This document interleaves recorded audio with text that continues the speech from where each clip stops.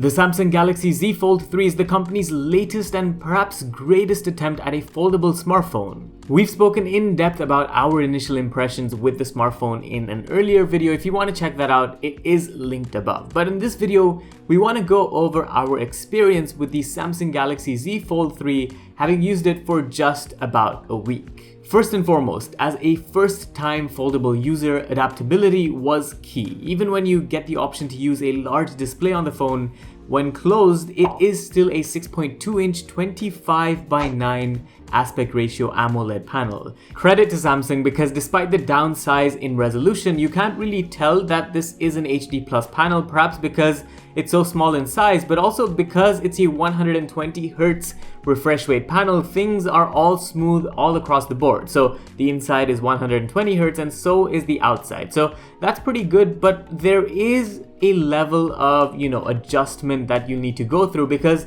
things do look a bit cramped up on the display. For example, when you're typing, that is an experience that you'll perhaps have to relearn, and general applications just feel a bit smaller, and video content in specific will look extremely small because of the black bars that you'll get when you're watching content. And you might think, hold up, wait a second, aren't you supposed to use the inner display for all of that? And you'd be right.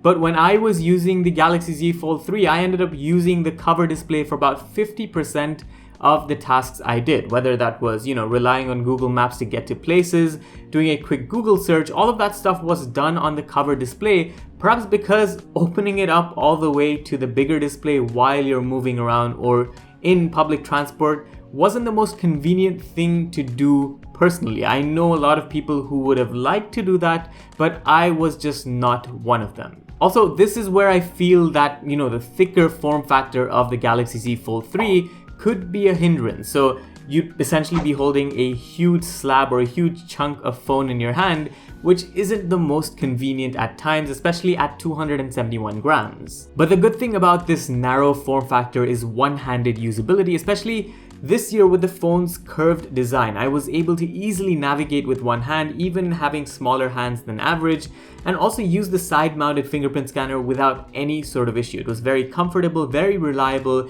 and I didn't really miss the in-screen scanners that we typically get on flagships nowadays. Where the large display really comes into play is when you're in a more comfortable environment, say your home or your office setup, and you have time to actually consume multimedia, because I think that bigger display is more for multimedia and a bit for productivity as well. The 7.6-inch panel really shines in these cases, and you feel like using it just that bit more. The biggest advantage is of course for videos. As I mentioned, they look much bigger than your typical smartphone, even though they might not fill up the entire screen because of the aspect ratio differences between typical multimedia and the aspect ratio of the display. And the dynamic AMOLED 2X Infinity Flex 120Hz display is really good, like really good, and you can't really tell that this is a foldable display that you're using. You could tell maybe in the first generation Fold and even the second generation Fold that the display you were using was a foldable one, but it isn't the case here. The brightness is really good, its reliability outdoors is excellent as well, and it doesn't have that gummy texture that previous foldables had. So overall, a very premium attempt from Samsung, and definitely commendable. You still have to take care of the smartphone, perhaps more than your typical average flagship smartphone, but these things are getting more robust. So now you have this layer on top of the primary display, the big display, where it becomes 80% more durable. You've got Corning Gorilla Glass Victus on the front and the back of the smartphone, and you've got this armor aluminum sort of finish on the outside, on the hinge of the smartphone, which basically makes it one of the strongest materials used on a smartphone ever. And you can really tell, but perhaps the biggest change, and the change that sort of changes everything compared to last year, is IPX8 protection. So this smartphone comes with water resistance, which means you can pretty much have it on your dining table or go for a swim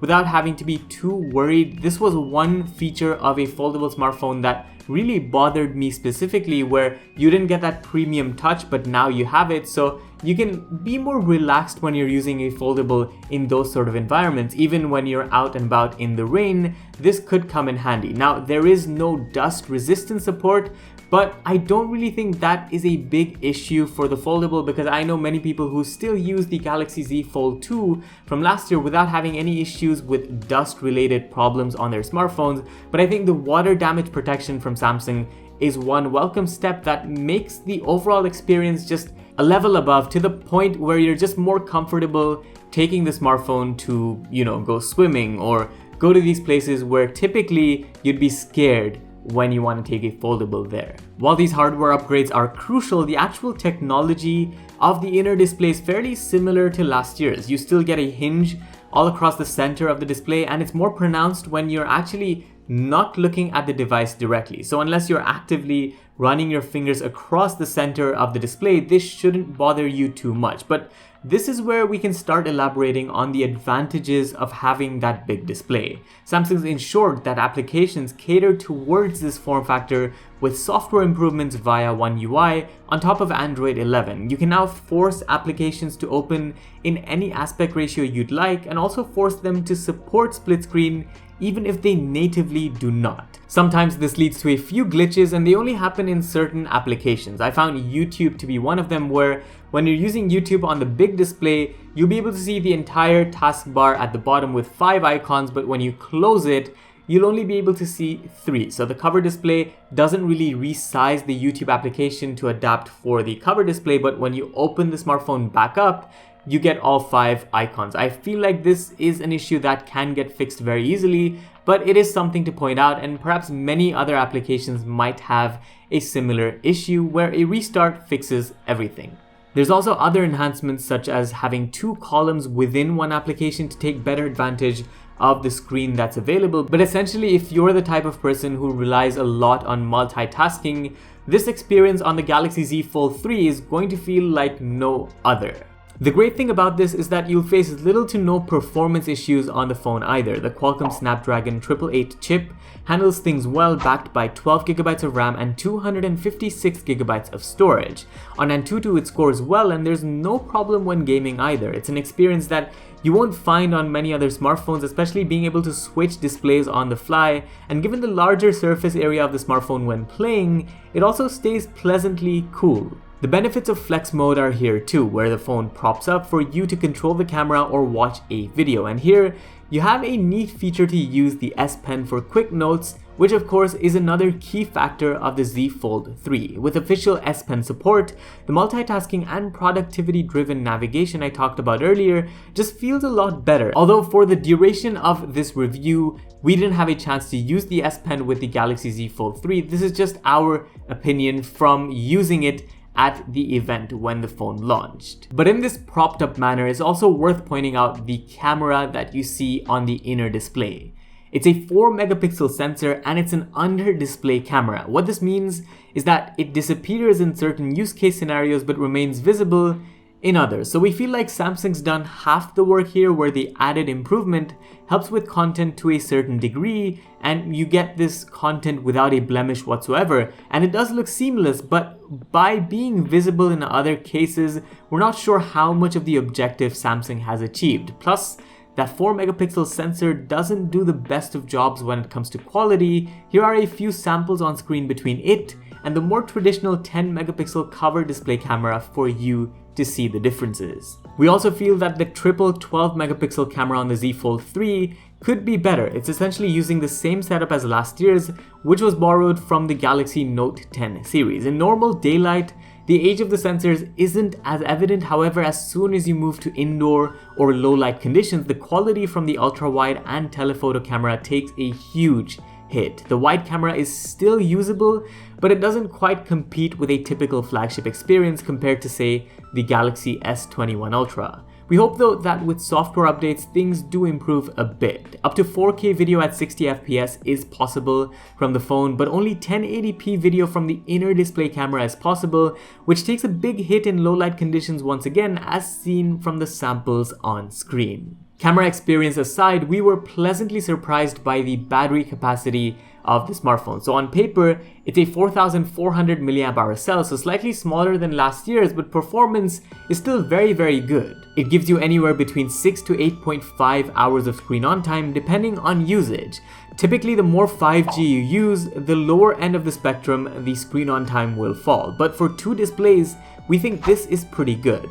Charging the device takes about 1 hour and 26 minutes with Samsung's 25-watt charger, but no charging brick is provided out of the box. But that's more or less our experience with the Samsung Galaxy Z Fold 3. It tries to bridge the gap between a typical smartphone and a tablet, and we feel it's more of a luxury smartphone priced at 6,799 dirhams here in the UAE. For many of its use cases, it is successful, but we don't think it's a smartphone that will go mainstream just yet. Software and durability were aspects that Samsung needed to work on from last year, and they absolutely nailed them, only to find sacrifices in the camera department. But if you're someone not concerned by that and you just value the pure technology, functionality and multitasking capabilities of the Z Fold 3, there's pretty much no other phone available as easily as it that can beat it.